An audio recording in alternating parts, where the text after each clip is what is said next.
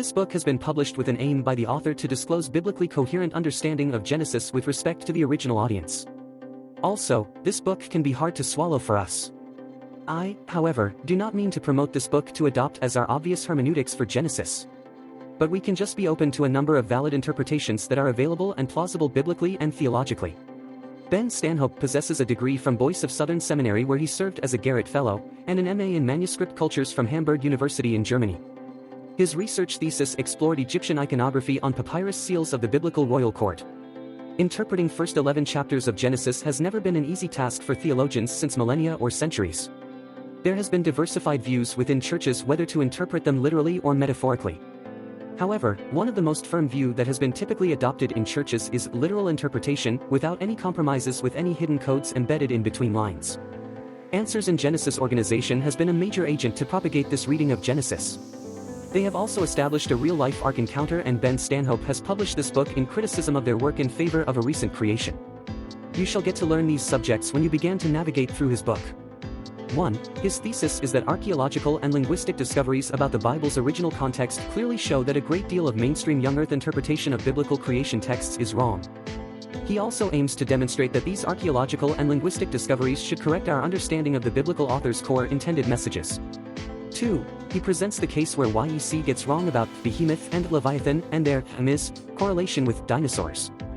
3. Reading Genesis like an ancient Israelite forms the bulk of the book. It shows examples of how modern scholarship of the Bible's literary context has unveiled new information that helps us understand the first chapters of Genesis as its original audience would have understood them. 4th, the author intends to show how the syntax of Genesis 1 verse 1 allows interpretive room for a billions of years old universe. Following this is a survey of the Old Testament's cosmology, how its authors and readers perceive the physical universe. 5. Examination of the original, ancient Near Eastern meaning of the 7 days of creation, an argument that concordist Old and Young Earth creationists have both failed adequately to understand the literary and theological motivations of the author of Genesis due to their desire to interpret this document in light of modern science. 6. Examination of the significance of the long lifespans that Genesis says the patriarchs enjoyed before the flood. 7. Examination if there was any death in the creation before the fall of humanity. 8. Against the mainstream concordist hermeneutics, the author argues we shouldn't interpret Genesis through the filter of modern astrophysics and cosmology because the biblical authors shared the same general cosmology as the rest of their ancient neighbors. Specifically, the Old Testament authors assumed the earth is round, flat, and covered by a sky dome that retained above it a literal cosmic ocean. The additional appendices targets flawed teaching of Answers in Genesis and Creation Museum about dinosaur and humans coexisting, global flood and ancient view of the world against concordist view. Now, hang on. Above contents are just enough by their statements to trouble your busy mind. So first relax and don't get sick of it. My motive is not to promote it as accurate interpretation as I've already stated, but as our age is driven by information, it is always progressive.